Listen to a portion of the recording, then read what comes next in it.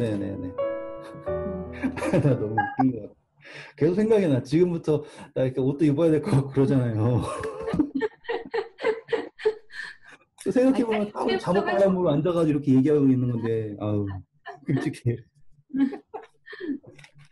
아, 자, 우리 누가복음 오실게요. 네. 지금 우리가 이제 하다가 중간에 이제 개념 설명 넘어갔던 데가 어디냐면 열두 제자를 부르셨다. 거기에서 넘어갔어요, 우리가. 음, 근데 이 열두 제자를 부르셨다라고 하는 게 이제 왜 중요한가? 근데 그 시점에 부르셨다. 그리고 밤이 맞도록 기도하셨는데 그 기도가 어떤 기도다? 예수님께 십자가 달리시기 직전의 기도와 이렇게 평행을 이루는 기도다. 거기까지 했지 않습니까? 그러니까 영원이라고 하는 관점에서 바라봤을 때 예수님의 기도는 그런 기도인 거예요.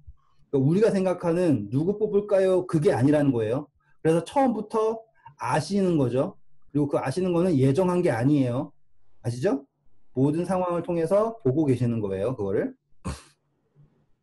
자, 그러면 예수님께서 움직이시는 모든 행적은 이제부터 우리가 이해하는 바 목적을 가지고 움직이신다라는 게 보이는 거죠. 그렇죠? 음, 자, 이제 누가복음 6장. 자, 6장 오시면 이 제자들의 이름이 쭉 나오고요. 네. 17절, 17절부터 19절 읽어주세요.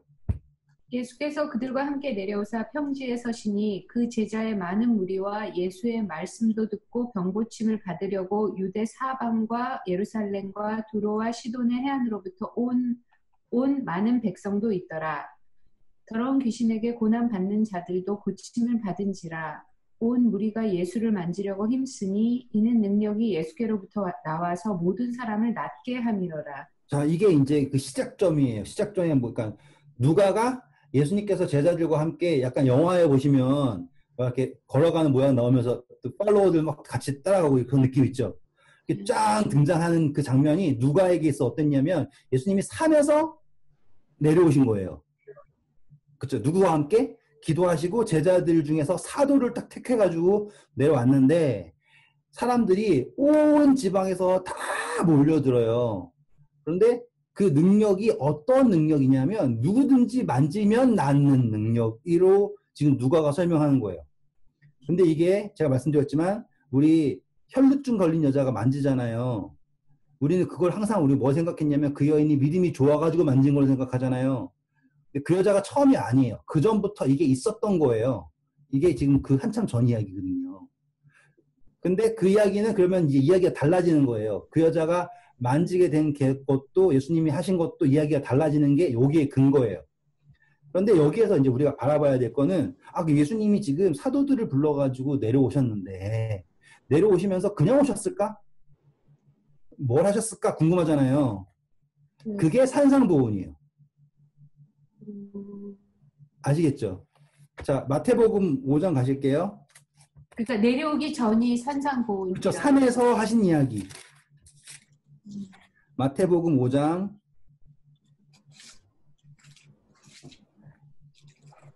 1절 보시면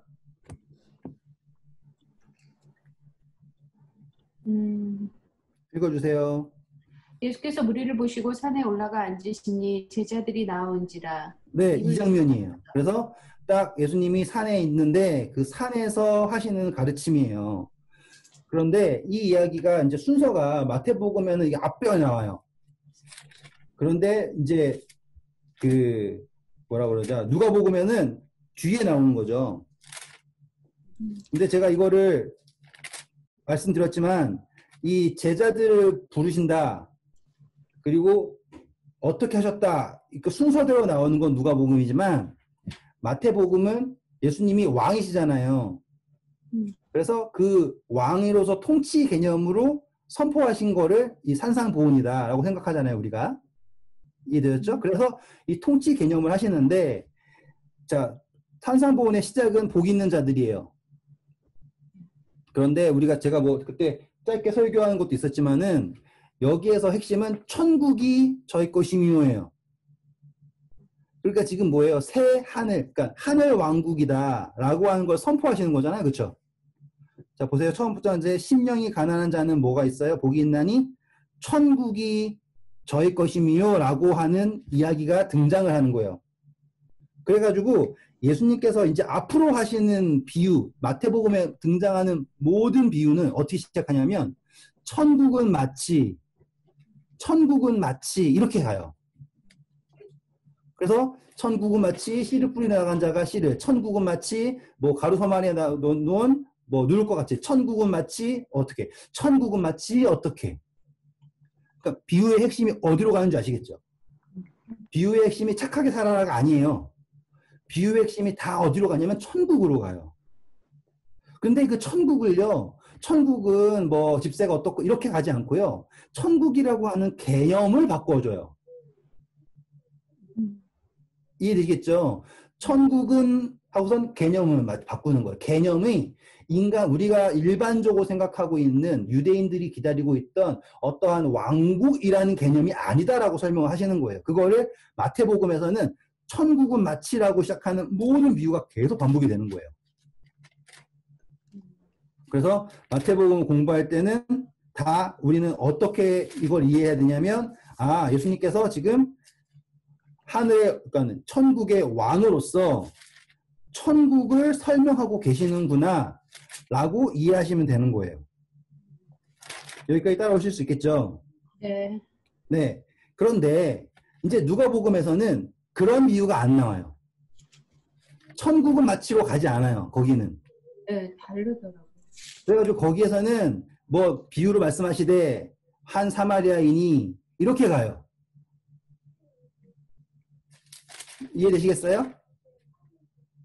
네. 네. 그래서 지금 여기에서 나와 있는 방향성이 어떻게 흘러가는지를 바라보시면, 정말 마태복음은 예수님이 하늘의 왕이시구나, 그러니까 사자구나, 라는 걸 설명하는 게 나타난다, 라는 걸 볼 수 있는 거예요. 그래서 항상, 뭐, 마태복음 20장에도요, 천국은 마치 품꾼 얻은 포도원이 어쩌고저쩌고.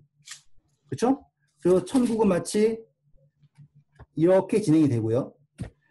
이제 누가복음에서는 스토리 진행에서 예수님께서 어떠한 일이 있으면 그 비유를 말씀하시되 하고 설명하는 거예요. 따라오셨죠? 요한복음에서는 예수님께서 이적을 행하세요. 말씀드렸던 대로 그거에 대한 설명이 가요. 이거는 뭐가 어떻게 돼서 이렇게 된 것이다. 그래서 아들의 권한이 등장하고. 마태복음은 지금 우리는 무엇을 보는 거예요? 지금 여기에서는 천국이라고 하는 개념을 보는 거예요. 이해했죠? 이제 오늘 그걸 할 거예요. 그래서 마태복음 5장 올 거예요, 이제. 자, 첫 번째, 이제 팔복을 지금 이거를 자세히 하진 않을게요. 왜? 우리가 했었으니까. 여기에서 팔복은 기본적으로 우리에게 없는 것들이에요. 전부 다. 심령이 가난한 것부터요. 전부 다 우리에게 없는 거예요. 그런데 이걸 우리에게 주신 거죠. 그래서 복이라고 하는 거는 우리가 없는 거를 받은 거고요. 하나님께서 우리에게 창조하셨기 때문에 내가 심령이 가난해지는 거죠. 그래서 그러니까 순서가 심령이 가난해야지 복을 받는 게 아니라 복을 받았기 때문에 심령이 가난해질 수 있다가 시작점이에요. 내가 어떻게 노력을 해서 심령이 가난해지는가? 아니에요. 이건 절대로 노력해서 심령이 가난해지는 게 아니에요. 그게 깨닫는 거예요. 내가 지금 심령이 가난하다. 다시 말하면 심령이 뭐하다? 목마르다 이거예요. 자, 기억나시죠? 사마리아 여인 만났을 때 예수님께서는 내가 목마르다라고 하는 거가, 예? 그분이 목마른 게 아니라 누가 목마른 걸 느낀 거예요. 사마리아 여인이 목마른 것을 느낀 거잖아요. 그렇죠? 기억나시죠?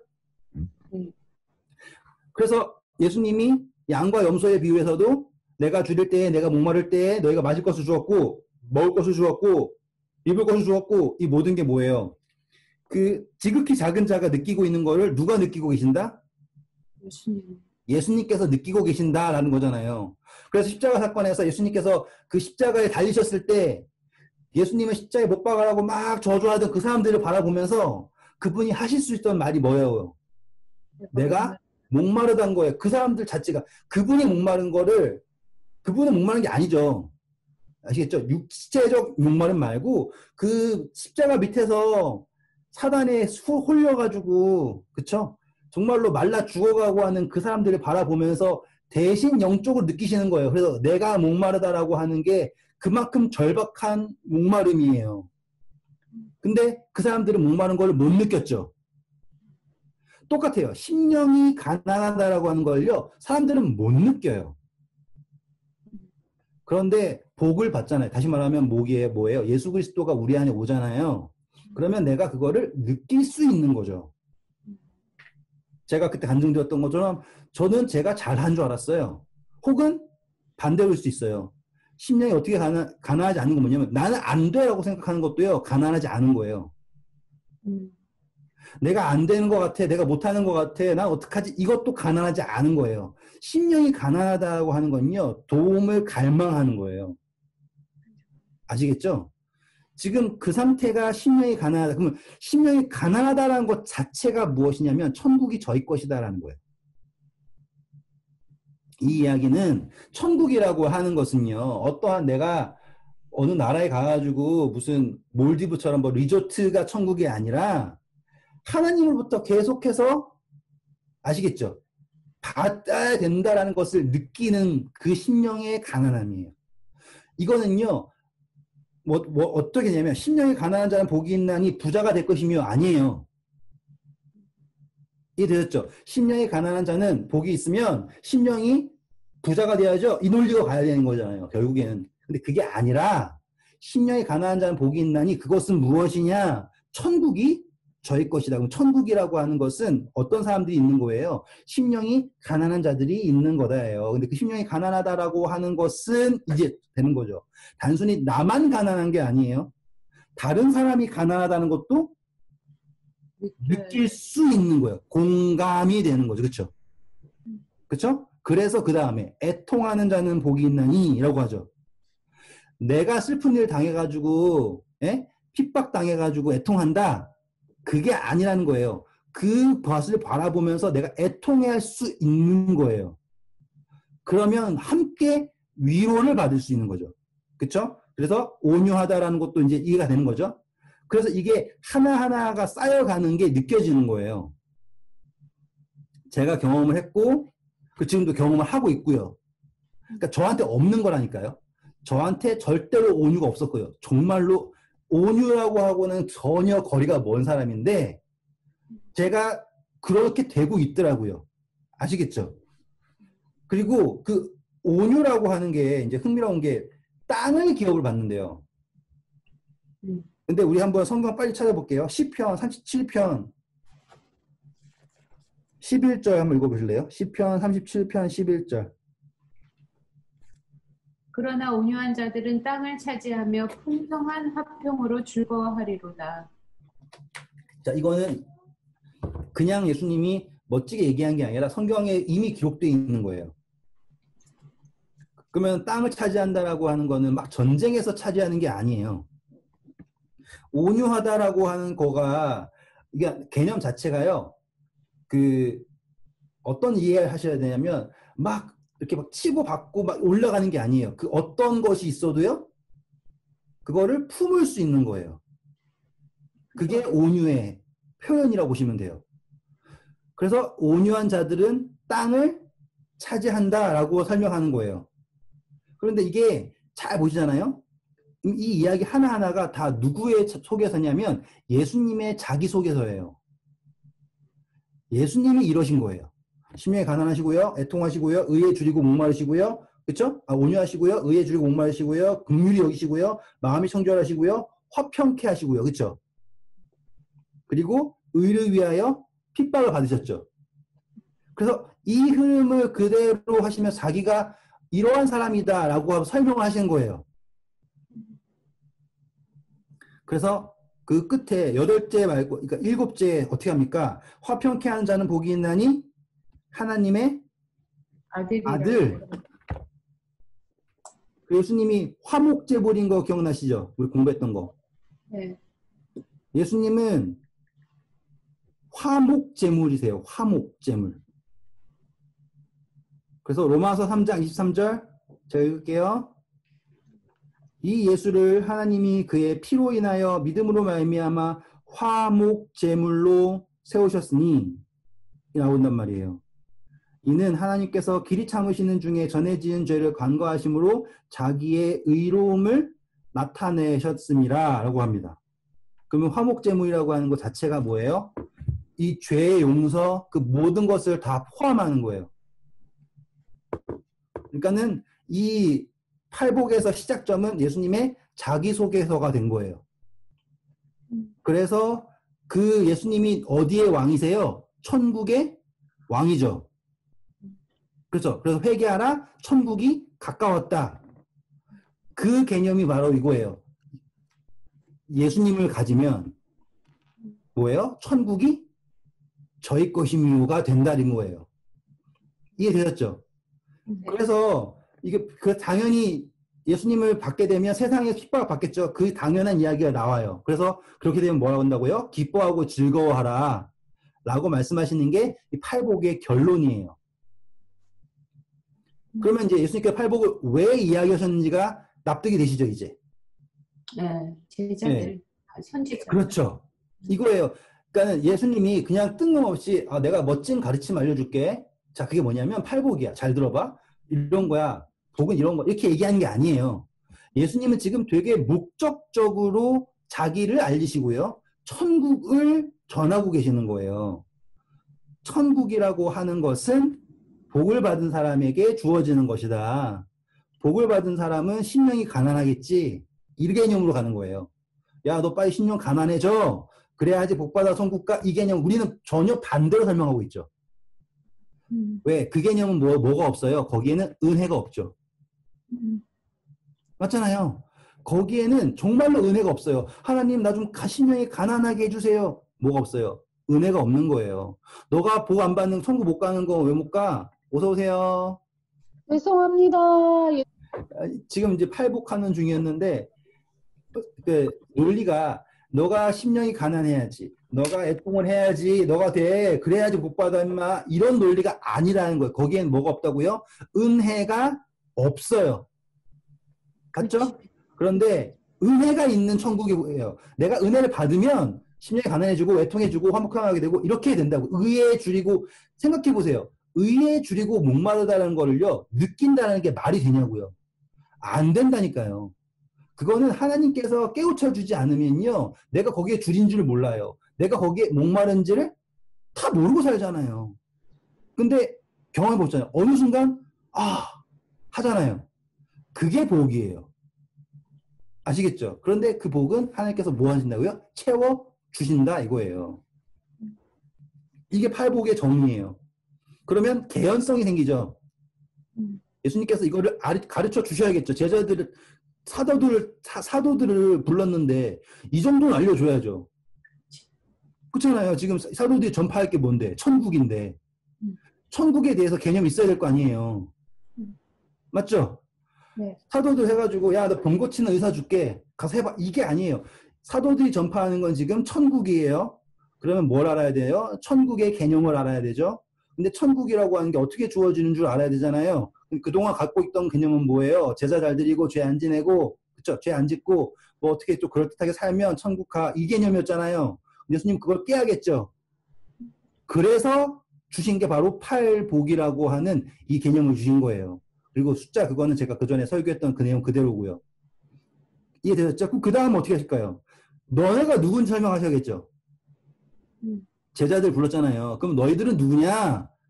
내가 너희를 왜 불렀느냐? 이게 나올 거 아닙니까? 그게 13절부터예요. 읽어주세요. 마태복음 5장 13절부터입니다. 너희는 세상의 소금이니 소금이 만일 그 맛을 잃으면 무엇으로 짜게 하리요? 후에는 아무 쓸데없어 다만 밖에 버려져 사람에게 밟힐 뿐이라.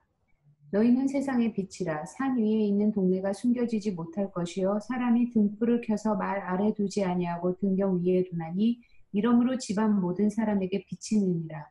이같이 너희 빛이 사람 앞에 비치게 하여 그들로 너의 착한 행실을 보고 하늘에 계신 너희 아버지께 영광을 돌리게 하라. 자, 자연스럽게 너네가 누구냐 설명하는 거죠.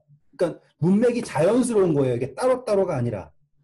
그래서 너네가 누구냐면 자, 첫 번째 소금. 자, 소금이라고 하는 개념은 가장 강력한 개념 중에 하나예요. 첫 번째 부패하지 않는다. 그게 제일 강력하고요. 두 번째, 맛이 있다예요. 그러니까 소금을 대체할 수 있는 맛이 있는가? 없다. 소금에는 맛이 있다. 저쪽 두 가지. 부패하지 않는다. 그렇죠? 그리고 네. 맛이 있다. 이 개념이에요. 그래서 너희는 소금인데 어디에 소금이냐면 세상의 소금이에요. 자, 그리고서 이제 소금이 뭐 하면요? 맛을 잃으면이라고 하죠. 자, 그러면 이게 맛이 무엇인가를 정리해야 돼요.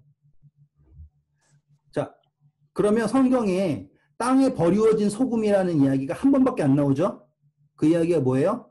롯의 아내. 우리 했던 기억나요? 창세기 할 때 기억나시죠? 롯의 아내가 소금 기둥. 소돔과 고모라에서 도망쳐 나오다가 뒤돌아봐가지고 소금 기둥이 돼서 버려지죠. 제가 그래서 그때 창세기 때 했던 이야기가 뭐였어요? 첫 번째, 여자가 상징하는 건 뭐다? 교회, 하나님의 남은 무리. 근데 산으로 도망치지 않고 어디로 바라봤다? 소돔과 고모라. 산이 상징하는 건 뭐예요? 하나님. 맞죠? 내가 산을 향하여 눈을 들리라. 기억나셨죠? 네. 그런데 소돔을 바라봤죠? 그러면 뭐예요? 하나님께 가지 않고 세상에 마음을 뒀죠. 그래서 그녀가 뭘 잃은 거예요? 맛을 잃은 거죠. 맛이 간 게 아니라. 그래가지고 뭐가 됐습니까? 기둥이 됐는데 그때 제가 했던 저 했으니까 그냥 넘어가는 거예요. 우리 계시록에서 내가 너희를 기둥으로 삼겠다 기억나시죠? 예? 그래가지고 기둥이 된 거예요. 근데 아무것도 전혀 기억 못 하시는 것 같으니까. 자, 일단 요한계시록 3장 오셔서 빌라델비아 교회한테 축복을 하시는데 12절 읽어보세요. 이기는 자는 내 하나님 성전의 기둥이 되게 하리니 그가 결코 다시 나가지 아니하리라. 네, 내가 그 정도는 충분해요. 자, 이기는 자는 뭘 하실 거냐면 성전의 기둥이에요. 그런데 이 롯의 아내는 세상의 기둥도 못 됐고요. 들판의 기둥. 하나님의 성전의 기둥도 안 되고요. 중간에 어정쩡한 기둥이에요. 그런데 그 기둥이 아까 그죠? 너희는 세상의 소금이다. 기억나시죠? 여자, 소금, 기둥. 완벽하게 상징이에요. 그러니까 세상에 있다가 산으로 향하는 하나님으로 향하는 산으로 그 중간에서 세상에도 있지도 못하고 산에도 있지 못하고 그렇죠? 몸은 어디로 가고 싶은데 산으로 가고 싶은데 마음은 어디에 있어요? 세상에 있어요. 그게 딱 누구의 모습이에요? 오늘날 교회의 우리의 모습이죠. 그래서 뭐예요? 맛을 잃어버린 소금이 되어서 여기도 아니고 저기도 아니고 아무것도 떠받치도 못하는 기둥이 돼버렸다. 여기까지 하면은 분명히 했어요. 너무 새롭게 듣지 마세요. 되게 중요한 거예요. 그래서 롯의 이야기 그래서 조명되는 거예요. 그래서 예수님이 마지막 때 소돔과 고모라가 너네보다 이렇게 설명하시는 이유가 뭐냐면 그 이야기가 나오기 때문이에요.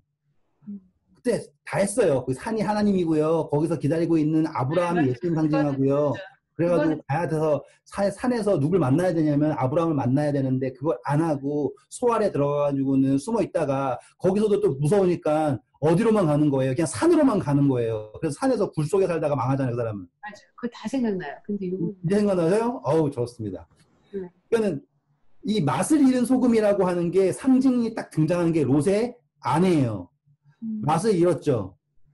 그게 뭐예요? 똑같은 거예요. 우리도 지금 그리스도인이라고 부르지만 뭐가 없으면 세상의 소망을 주잖아요. 그러면 그게 뭐예요? 맛을 잃은 거예요. 그럼 어찌 짜게 하겠냐 이거예요. 그럼 우리가 하늘에 대한 소망, 예수 그리스도에 대한 소망이 없으면 과연 이 세상에서 우리가 어디에 숨어 있겠냐고요. 사도 바울이 그러잖아요. 만약에 부활의 소망이 없으면 우리는 다 망하는 사람이다. 그거 논리예요. 그러니까 우리는 맛을 잃으면 의미가 없는 거예요. 예수님께서는 말하잖아요. 너희 세상의 소금이다. 근데 말씀드렸죠. 소금의 핵심은 맛인데요. 더 중요한 거는 부패하지 않는다로 가는 거예요. 맛을 잃어서 그럼 결국에는 버려져서 밟히는 수밖에 없어요. 했고요. 자, 14절. 자, 그 다음에 뭐예요? 너희는 세상의 빛이다예요. 자, 그런데 이게요, 어떤 빛이냐면은 세상의 빛이에요. 아까보다 세상의 소금이고요. 세상의 빛이에요. 자, 이 논리가 왜 중요하냐면 우리는 세상을 위한 빛인 거예요. 그리고 우리를 빛을 얻다가 논다 그래요. 산에 있는 동네가 숨겨지지 않는다 그러죠. 또 상징이죠. 그러면 산이 뭐라고요? 하나님. 그러면 이해되셨죠? 지금 우리가 어떤 빛이냐면요. 하나님 산에 있는 빛이라는 거예요. 그쵸? 그런데 그 빛을 또 어떻게 사용하냐면 이제 등이에요. 그래서 그거를 어디에 올려놓는다요? 등경 위에 올려놓는 데죠. 그쵸? 그럼 뭐예요? 하나님께서는 우리를 어떻게 하신다? 드러나게 하실 것이다. 다시 말하면 우리는 하나님을 믿으면서 그 빛을 가릴 수 있다, 없다? 없다. 만약에 그거를 내가 가리고 있다 생각하면은 그건 빛이 아예 없는 거다. 그렇죠. 그 빛을, 불을 붙이신 분이 누구예요? 예수님이시잖아요. 그러면 그분은 절대로 우리를 불을 붙여놓고서는 등경 밑에다 숨겨놓지 않는다고요. 불을 붙이셨으면 무조건 등경 위에 올려놓으실 거다. 그런데 내가 지금 등경 위에 올라가지 않고 있다. 혹은 내가 빛을 안 비치고 있다라고 하면 나는 지금 빛을 가리고 있는 게 아니라 빛이 아예 없는 거다. 이 논리예요. 그래서 의를 위하여 핍박을 받는 자는 복이 있나니 이게 가는 거라고요. 그런데 이거를요. 누가복음에서는 어떻게 하냐. 누가복음 8장 16절 읽어주세요. 누구든지 등불을 켜서 그릇으로 덮거나 평상 아래에 두지 아니하고 등경 위에 두나니 이는 들어가는 자들로 그 빛을 보게 하려 함이라. 자, 여기서 다른 거죠. 그렇죠? 들어가는 자들. 그러니까 우리를 지금 세우신 이유는 뭐예요? 들어오는 자들을 위해서예요. 그러니까 세상의 빛이다. 이해되셨죠? 네. 자, 근데 그 빛을 어떻게 우리는 그 빛을 어떻게 비칠 것이냐? 마태복음 5장 16절. 이같이 너희 빛이 사람 앞에 비치게 하여 그들로 너의 착한 행실을 보고 하늘에 계신 아버지께 영광을 드립니다. 자, 그럼 빛이라는 게 정확하게 설명이 됐죠, 이제. 빛이라고 하는 것은 선한 행위예요. 구분 좀 정확하게 기억하셔야 돼요, 우리. 선한 행위와, 그쵸? 우리가 생각하는 구제활동과는 전혀 다르다는 거 아시죠? 선과 하나님의 계획 안에 있는 행위가 선한 행위입니다. 그 차이점을 정확하게 인지하시고 읽으셔야 돼요. 그냥 착하게 살면 되는구나. 이거는 완전히 성경적이지 않은 개념이에요. 하나님의 계획 안에서 있는 것이 선한 거예요. 그래서 그것을 보고 이 사람이 지금 하나님의 뜻을 행하고 있는구나를 바라보면서 하나님을 믿게 하는 거지. 저 사람이 구제활동 많이 하네. 가난한 사람 많이 도와주네. 그 정도로 하는 게 아니라고요. 그러면 뭐가 없는 거예요. 불교에서 하는 자선, 다른 데서 하는 자선, 거기랑 구별점이 사라지는 거예요. 지금요, 제가 선교사예요. 근데 제가 선교를 하면서 느낀 게 뭐냐면, 그리스도인들이 하는 선교가요, NGO가 하는 거랑 다를 바 없어졌어요. 맞아. 차이점 전혀 없어요. 그냥 저 사람이 불쌍합니다. 도와주세요. 그렇게 가버렸어요.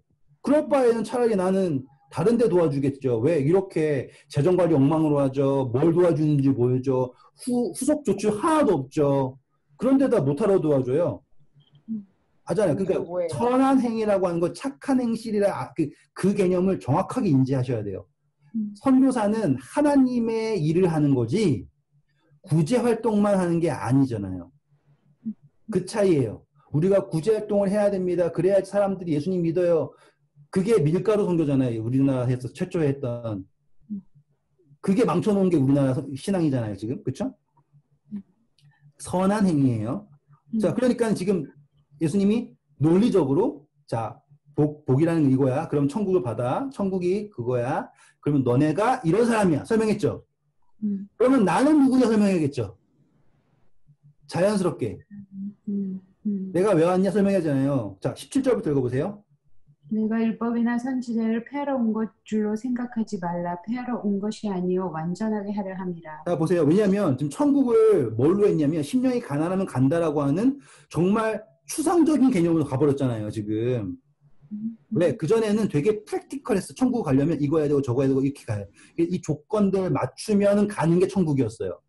다시 말하면 율법을 지키면 가는 게 천국이라고 생각했잖아요. 다. 그래서 예수님이 뭐라 그래요? 내가 율법이나 선지자를 폐하러 온 거 생각하지 마. 그러면 이 문맥이 맞죠? 이렇게. 폐하러 온 게 아니라 오히려 완전하게 하는 거야. 그럼 그게 뭐가 완전일까? 아시겠죠? 예수님께서 그 다음 말씀하시는 거예요. 읽어주세요. 진실로 너에게 이르노니 천지가 없어지기 전에는 율법의 1.1획도 결코 없어지지 아니하고 다 이루리라. 자, 이거는 뭐예요? 율법이 이루어지는 거는 이쪽이라는 거예요. 이렇게 하지만 천국이라는 것은 여기라는 거예요. 이해되셨어요? 율법이라고 하는 건 여기고요. 이 가는 노선이 다른 거예요. 노선이 어떻게 다르지? 완전히 다른 거죠. 잘 보세요. 율법을 행위로 해가지고 천국을 갈 수 있나요? 아니죠. 근데 구원이라고 하는 개념이 이 노선인 거예요. 예수님을 통해서 오는 게 구원이죠. 그렇죠. 근데 여기는 뭐예요? 이게 뭘까요? 우리 예수님의 영혼 속에서 계획이 이렇게 온다 그랬죠. 이렇게. 그래서 율법을 예수님이 뭐 한다 그래요? 이루어진다라고 하죠. 그러니까 뭐예요? 이거는 지금 성취되는 일이에요. 성취되는 일. 율법이요? 율법이? 그쵸. 계획이 포함되어 있는 성취되어야 되는 거예요. 그래서 뭐라고 합니까?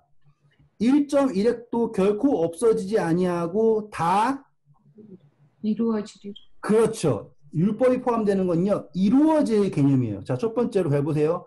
우리가 그때 공부했던 대로 이스라엘은 절기가 있죠. 7절기. 그게 뭘 상징한다고요? 초실절 포함되는 거 있잖아요. 6월절 예수님의 죽으심. 무교절 예수님의 무덤. 초실절 부활. 오순절 성령.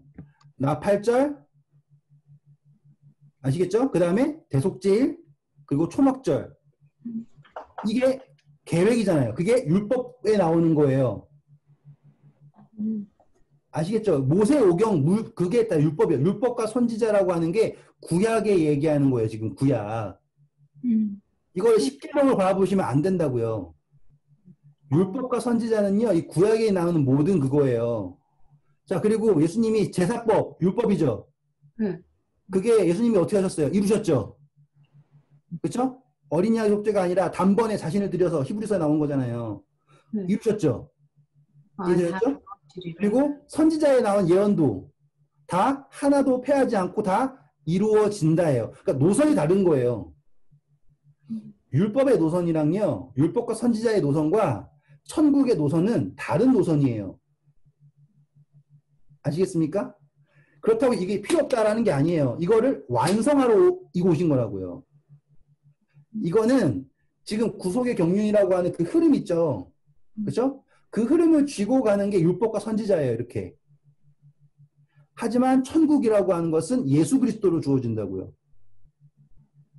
그러니까 예수님은 이 율법과 선지자를 폐하러 오신 게 아니에요. 이 율법과 선지자의 정점의 그 완성이 누구에게 있는 거예요? 예수님에게 있잖아요. 그럼 우리는 지금 이 율법과 선지자를 따라서 되는 게 아니라 그 정점에 있는 예수님을 만나야죠. 그래서 예수님께 뭐라고요? 천지가 없어지기에는 일정가 없어지지도 않고 모든 것이 다 이루어진다예요. 절대 여기에다 대고 십계명을 집어넣으면 안 돼요. 그러면 율법에 대해서는 우리가 별로 신경 쓸 게 있어요? 뭘 지금 다 이루어졌죠. 율법은 예수님이 이루시는 거지 우리가 이루는 게 아니네요. 그렇죠. 그건 예수님께서 이루신 거예요. 왜냐하면 자, 우리가 제사법 공부 안 해서 그러는데 제사법은요. 다 무엇을 알기 위해서 하냐면 예수님을 알아보기 위해서 했던 게 제사법이에요. 그래서 침례 요한이 세상 죄를 지고 가는 하나님의 어린 양을 봐라라고 했을 때 그걸 알아들어야 돼요. 그렇죠. 네, 근데 사람들이 그거를 못 알아듣고 뭘 믿어요? 오히려 양만 믿는 거예요. 그게 뭐야? 율법을 믿는 거라고요. 그러니까 장래일의 그림자를 믿고 있는 거예요. 실체가 왔는데. 그렇죠. 그게 히브리서의 핵심이잖아요. 그림자, 실체. 율법과 선지자를 폐하러 온 게 아니에요. 그거는 따라오는 거예요. 근데 실체가 딱 오면 그림자는 더 이상 볼 필요가 없죠. 논리가 되셨죠? 근데 근데 왜 거기다가 자꾸 율법을 설명해 주세요, 예수님이? 왜냐면 우리는 몰라도 되는 건데. 아니죠. 지금 계속 헷갈리시면 안 돼요. 그 율법을 음, 그냥 이걸 쭉 지나가면 자연스럽게 이해되실 거예요. 제가 이걸 할 때 중간에 계속 많이 들어가니까 그냥 쭉 음, 갈게요. 따라가 보세요, 그냥. 음. 자, 먼저 18절 옆에다가 이사야서 33장 22절 한번 읽어주세요. 제가 지나가면서 다 말씀드릴게요. 어차피 결국에 건드려야 되는 거라서. 이사야서 33장 22절. 대저 여호와는 우리 재판장이시요 여호와는 우리에게 율법을 세우시니요 여호와는 우리의 왕이시니 그가 우리를 구원하실 것입니다. 자, 율법을 세운 사람이 누구예요? 예수님. 하나님. 그렇죠. 그렇기 때문에 그분이 그거를 폐하실 이유가 있어요? 없어요? 없죠. 없죠. 그러니까 폐할 수는 없지. 네, 세운 사람이 그분이에요. 그러니까 세운 사람이 그거 무너뜨리는 것만큼 바보는 아니잖아요. 그러니까 제가 지금 살짝 모르는 게 율법의 범위를 모르는 것 같아요. 그러니까 설명해 드릴게요, 이제. 네, 따라오시면 돼요. 네. 이게 집사님이 너무 똑똑하셔가지고 이게 계속 이제 월반하시려고 그러는 거예요. 이렇게 계속 이렇게.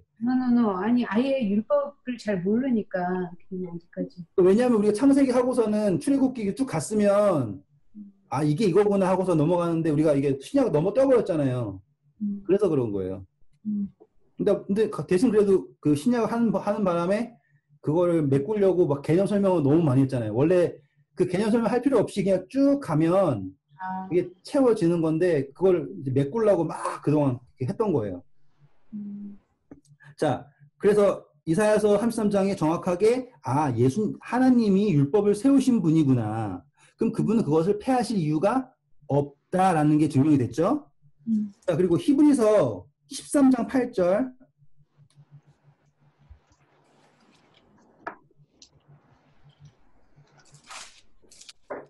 신약 368페이지. 예수 그리스도는 어제나 오늘이나 영원토록 동일하시니라. 자, 이게 뭐예요? 율법에 1.1획도 변하지 않고 성취한다고 했죠.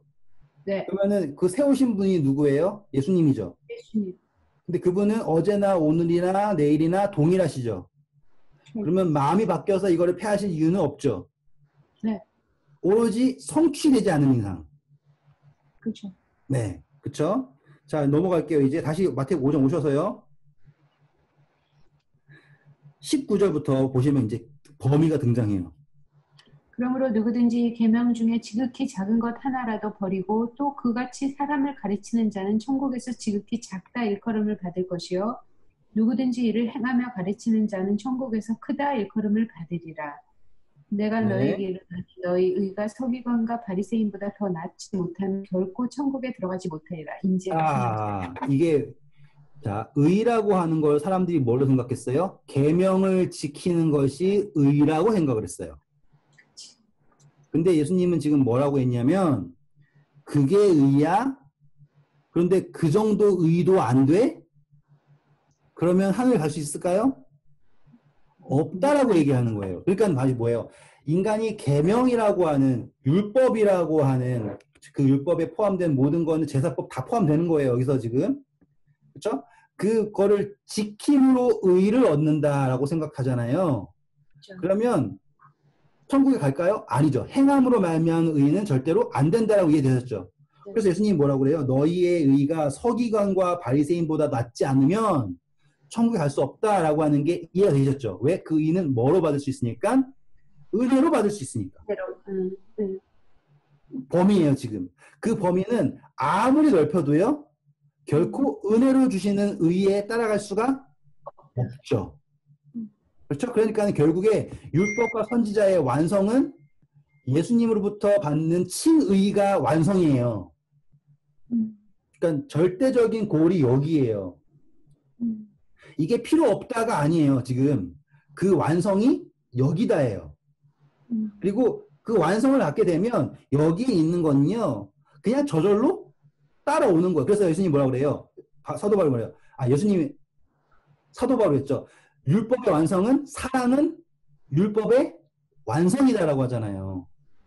로마서에 나온 것처럼 사랑은 율법의 완성이. 왜? 사랑하면 형제를 해하지도 않고 미워하지도 않고 거짓말하지 않고 다 하잖아요. 그러니까 율법 자체도 완성이 있는 거예요.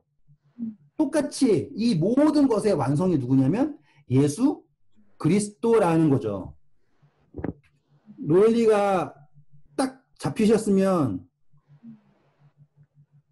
질문이 없으시겠죠, 이제 그러면? 네, 그거는 괜찮아요. 이거. 네, 그럼 됐어요. 잠시만요. 자, 그러면 우리 로마서 13장 10절 읽고 정리되는 걸로 할게요. 257페이지. 사랑은 이웃에게 악을 행하지 아니하나니 그러므로 사랑은 율법의 완성이니라. 논리가 되는 거죠? 네. 아무리 다양해져도 그 핵심 본질이 무엇이냐가 등장하는 거예요. 똑같은 거예요. 구속, 천국, 구원, 모든 것에 아무리 많아도 그 본질이 무엇이냐, 완성이 누구냐, 예수, 그리스도. 이렇게 되는 거예요. 자, 또 이제 진행해 볼게요, 이제. 그러면 이제 예수님이 내가 왜 왔는가 완성하러 왔다라는 게 설명이 됐죠. 그러면 이제 그분이 말씀하시는 이분이 누구예요? 율법을 세우신 분이죠. 네. 그러면 그분이 이걸 해석해 주셔야죠, 이제. 네. 그분이 세우신 율법의 용도를 해석하셔야 되잖아요. 그게 그 다음이에요. 21절부터 읽어보세요. 옛사람에게 말한 바 살인하지 말라. 누구든지 살인하면 심판을 받게 되리라 하였다는 것을 너희가 들었으나 나는 너희에게 이르노니 형제에게 노하는 자마다 심판을 받게 되고 형제에 대하여 나가라 하는 자는 공회에 잡혀가게 되고 미련한 놈이라 하는 자는 지옥불에 들어가게 되리라. 자, 이거는요, 되게 사소한 거예요. 그러니까 정말로, 야, 뭐, 바보. 뭐 이런 거 있잖아요. 그러니까 되게 사소한 범위인데, 그거를 어떻게 해석하셨냐면은 극단적으로 해석하신 거예요, 지금. 왜, 지금 문제가 무엇이냐면, 행위의 경중을 따졌잖아요, 사람들이. 난 이 정도면 착해라고 하는데, 예수님께서 바라시는 그 범위는 극단의 범위예요. 아시겠죠? 그러니까는 내 속에 미워함이 있으면 안 된다라는 거예요. 그러면 그걸 해결할 수 있는 방법은 뭐예요? 덜 미워하는 게 아니라는 거예요. 사랑하는 것. 그렇죠. 정립이 되시죠, 이제. 그러니까 사람들은 내가 어떻게 하면 덜 미워할까? 덜 나쁠까를 생각하잖아요. 난 이 정도면 덜 나빠를 생각하는 게 이 인간 세계의 법이에요. 근데 예수님은 반대예요. 사랑을 집어넣으면 완성이에요. 자, 그래서 예수님이 예물하다가 원망하고 있으면 24절 뭐라 그래요? 화목하고 나서 그렇죠. 목적이 뭐냐예요. 자, 그리고 27절부터 읽어주세요. 27절. 또 간음하지 말라 하였다는 것을 너희가 들었으나 나는 너희에게 이르노니 음욕을 품고 여자를 보는 자마다 마음에 이미 간음하였느니라. 자, 이제 이거는 이제 다시 말죠. 이거는 절대적인 기준인 거죠, 그렇죠? 따지고 보면 또 한 단계 높은 거네요, 이게. 네, 엄청나게 높은 거예요. 그럼 모든 사람은 다 간음한 거예요, 지금. 그러니까. 간음 안 한 사람이 없어요. 그렇잖아요. TV 보고 간음하고 모두 그러니까 그거는 어쩔 수가 없는 거예요. 근데 여기에서 보시면 제가 지금 간음을 하잖아요. 그러면 제가 간음을 하는 걸까요? 제 육신이 간음하게 하는 걸까요? 육신? 정확해요. 잘 보세요. 제가 어느 날 막 두통이 엄청 심해요. 네? 두통이 심하면 막 몸이 아프잖아요. 그러면 성욕이 안 올라가요. 성욕이라고 하는 것 자체는요. 번식욕 그거는 몸이 건강할 때 막 활달하게 넘어가는 거잖아요.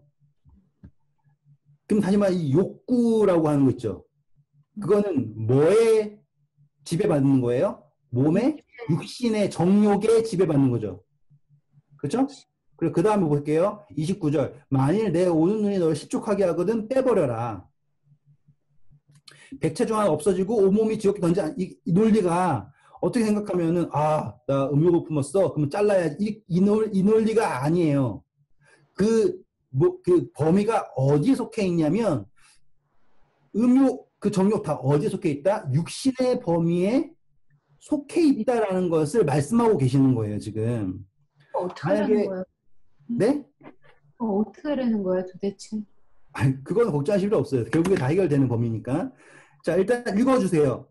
30절. 또한 만일 내 오른손이 너를 실족하게 하거든 찍어내버리라. 내 백체 중 하나가 없어지고 온몸이 지옥불에 던져지지 않는 것이 유익하니라. 자, 여기서 이 논리의 핵심은 뭐냐면 유익이 무엇이냐예요. 유익은 무엇이냐면 내가 구원받는 거가 유익이죠. 그죠? 네, 그걸 네. 알겠죠. 근데 내가 지금 넘어지는 모든 핵심은 뭐예요? 육신의 정욕을 따랐을 때 나타나는 범위죠. 그렇죠. 그렇죠. 그러면 이거는 우리가 어떻게 해석해야 되냐면 이걸 문자 그대로 생각해가지고 눈을 뽑으세요, 뭐 다리 자르세요 이 개념이 아니라 하나님께 예수님께서 말씀하시는 거는 지금 육신의 정욕의 한계를 말하는 거예요. 그러면 거기에는 뭐가 없어요? 율법 성취할 수가 없다라는 걸 보여주시는 거예요. 아, 그렇게는 할 수 없다. 예. 그러니까 이거는 너의 육신이 잘라버리지 않는 이상 성취할 수 없는 문제라는 거를 말씀하고 계시는 거예요. 예수님은 너무 잔인한 사람이어서 눈을 뽑으래요. 팔을 자르래요. 그런 게 아니에요. 인간이 가지고 있는 죄, 바리새인과 서기관의 의에 대해서 말하고 있는 거라고요. 지금 그게 얼마나 무의미한지에 대해서 아시겠죠? 목적이 지금 앞에 있는 문맥을 그대로 읽어야 되잖아요. 바리새인과 서기관의 의보다 좋지 않으면 천국에 갈 수 없다. 옛사람이 말한 바 이렇게 이어지는 거면 당연히 그 문맥이 연결되는 거잖아요. 살인하지 말라고 했는데 그러면은 그게 아니라니까. 만약에 너 바보야 라고 얘기했다면 그거 자체가 벌써 문제야. 그 정도는 괜찮아가 아니라고. 간음하는 거 음욕 품었다는 그 자체가 문제라니까. 간음하지 않았다가 문제가 아니라고. 그거는 어떻게 해결할 수밖에 없냐면 이거를 잘라야지만 안 하는 거야 라고 하는 거야. 그러면 이게 문맥이 성립이 되잖아요. 인인사이 그렇죠. 이거를 그냥 잘라서만 보면 이상한 이야기, 크리피한 이야기지만 문맥에서 보면 옛사람이 추구하고 있던 것의 맹점을 적나라하게 보여주는 거예요. 이해되셨죠? 그리고 그 다음에 이야기가 이혼이에요. 그 이혼이 뭐냐면 이 사람들이 어떻게 합리화를 했냐예요. 자, 읽어보실까요? 31절부터.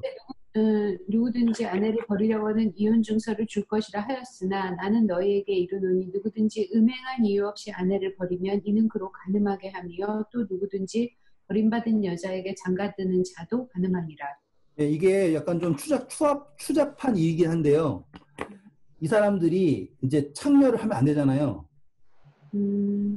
그래가지고 어떻게 하냐면 그 퀵 결혼식 하고 이혼하고.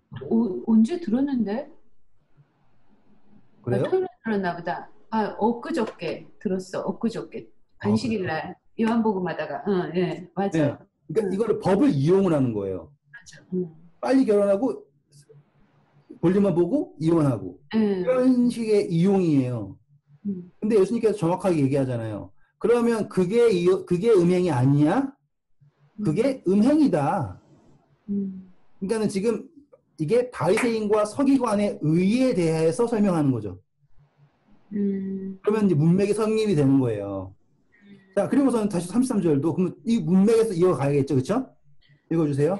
사람에게 말한 바 헛 맹세를 하지 말고 내 맹세한 것을 주께 지키라 하였다는 것을 너희가 들었으나 나는 너희에게 이르노니 도무지 맹세하지 말지니 하늘로도 하지 말라 이는 하나님의 부자이며 땅으로도 하지 말라 이는 하나님의 발등상이니요 예루살렘으로도 하지 말라 이는 큰 임금의 성이니요 내 머리로도 하지 말라 이는 내가 한 터럭도 희고 검게 할 수 없습니다. 오직 너희 말은 옳다 아니라 하라. 이에서 지나는 것은 악으로부터 나느니라. 이게 이제 또 이제 아주 되게 재밌는 게 그거예요. 이 사람들이 자기를 어떻게 하냐면 맹세를 하는 거예요. 내가 하나님께 걸고 맹세를 하는데 막 이렇게 해요. 근데 그거 자체가 뭘로 생각했냐면 그걸 의라 생각했어요. 근데 그게 뭐라고요? 악이라 그래요. 근데 그 범위를 어떻게 자르냐면요. 이것도 하지 마. 저것도 하지 마. 저기도 하지 마. 야, 네 머리카락에도 하지 마. 너가 할 수 있는 게 뭐야? 없잖아. 지금 내가 그렇게 한다. 맹세하 뭐 이렇게 하면서 내가 맹세컨대 뭐 당신을 위해서 이렇게 하는 거 있잖아요. 그것 자체가 의를 세우냐? 그게 의가 아니다 이거예요. 그럼 지금 당장에 너가 할 수 있는 게 무엇이냐 이거예요. 옳냐, 아니냐. 그 이상으로 너네가 하는 것은 지금 뭐에 속하는 거다? 악에 속하는 거다. 라고 예수님께서 딱 하셔요. 제가 이제 마지막 1분이라서 오늘 딱 한 5분만 더 갈게요. 왜냐면 5장만 끝내고 싶어서 그래요.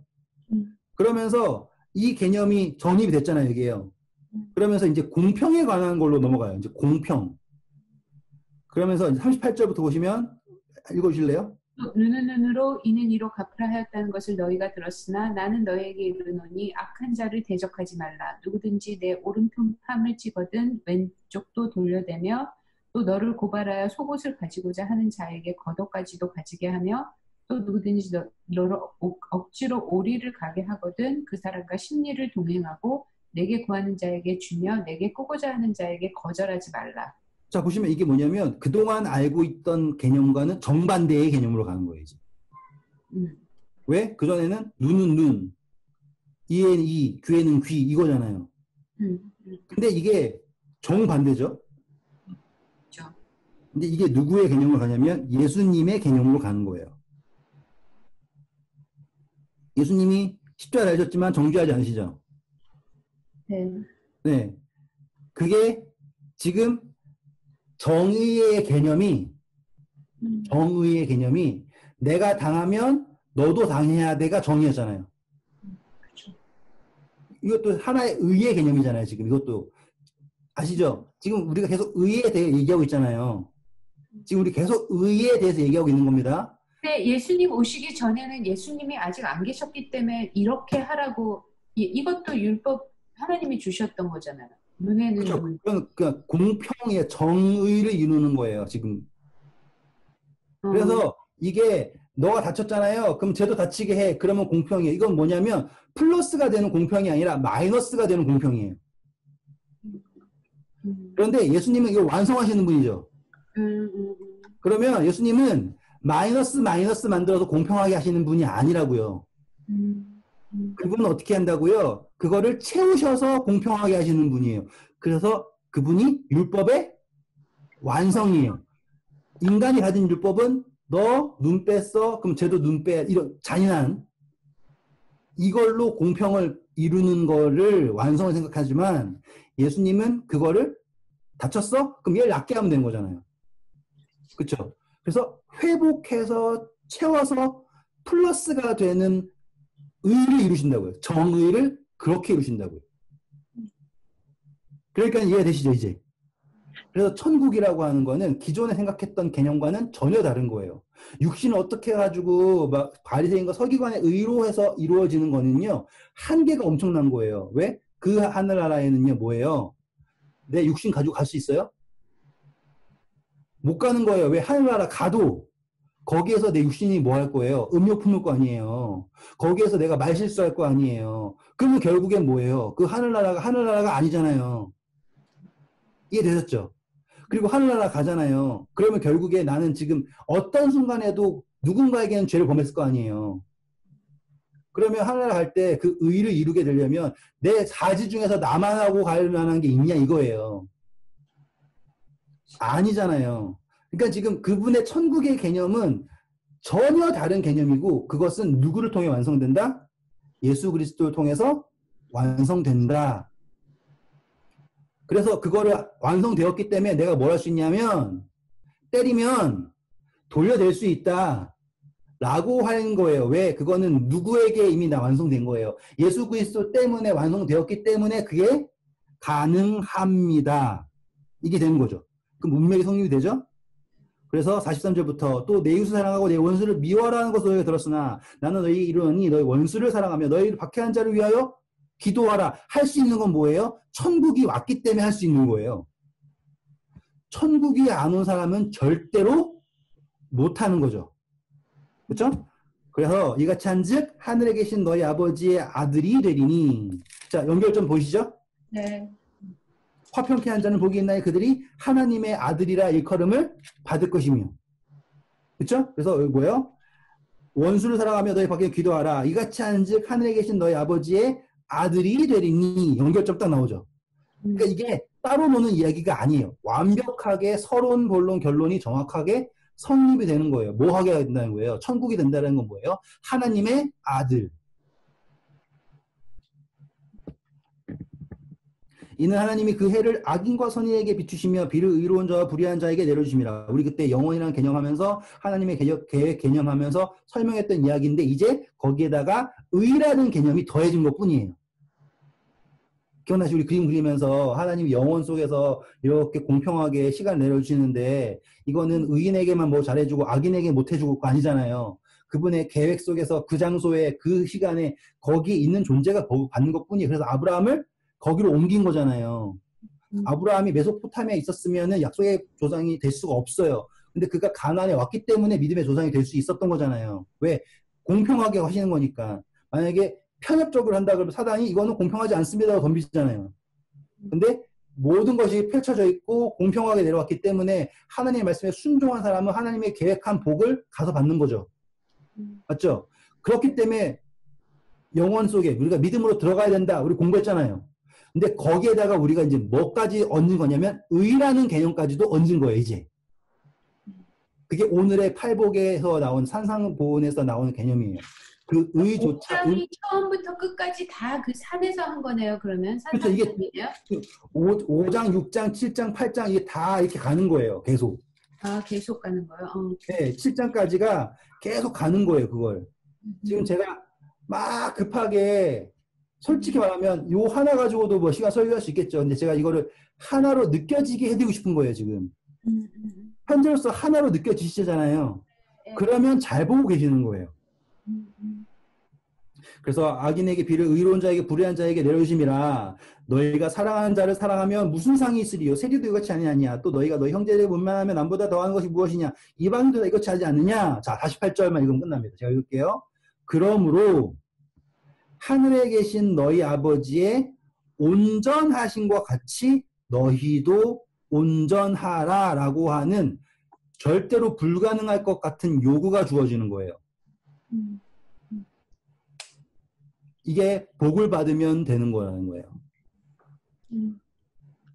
이제 그 정리가 이해되셨죠? 네. 내가 여기에서 인간적인 노력으로 완전하고 뭐 공평하게 해서 정의라고 하는 개념으로 해가지고 뭐 율법을 이루어가지고 간다라는 개념이 절대로 아니다. 그렇게 했을 때는 왜? 너가 나가라고 얘기해도 문제고, 예? 눈 보고 간음해도 문제고, 결국엔 너가 나만 할 수 있는 게 없는 거다. 근데 뭐라고요? 하나님의 은혜, 예수 그리스도 성취, 그쵸?